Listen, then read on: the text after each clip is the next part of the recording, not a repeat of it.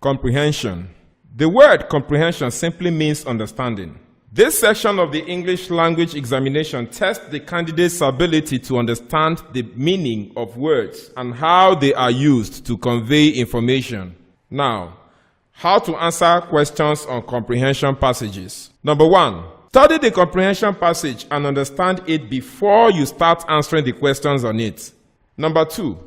You don't need to write your answers in sentences unless you have been required to do so by the question. This implies that you can answer your questions in single words, phrases, dependent clauses, or clear sentences. Number 3. Replace an underlined word with another word belonging to the same part of speech or word class.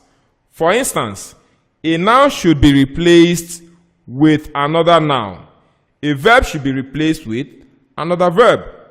Tests on grammatical name and grammatical function. Grammatical name simply refers to the name given to a word class to which the underlined word or group of words belong, such as verb, noun, noun phrase, adjectival stroke relative clause, and so on.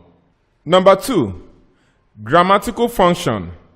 Grammatical function refers to the grammatical role the underlined word or group of words plays in the sentence in which it is found.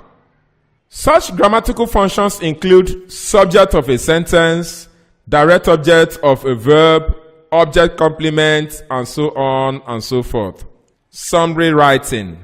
Summary is a short, brief, clear, and understandable version of a longer passage. It involves using minimum number of words to express the same idea or ideas expressed in a longer passage. Rules of summary writing.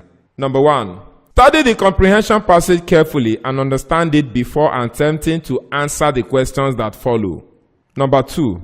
Write your answers in full sentences only, not in phrases or dependent clauses. Number 3. Use your own words in answering the questions. Avoid mindless or careless lifting of expressions or words from the comprehension passage. The only words that are allowed to be lifted are registers or technical words. Number 4.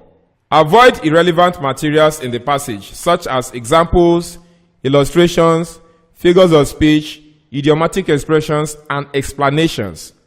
Just go straight to the point. Number 5. You are advised to write your answers in active sentences, not in passive sentences. 6. Do not include direct speeches or exclamations in your sentences. 7. Avoid using or bringing your own opinion or ideas into the answer. And finally, avoid every grammatical or spelling error.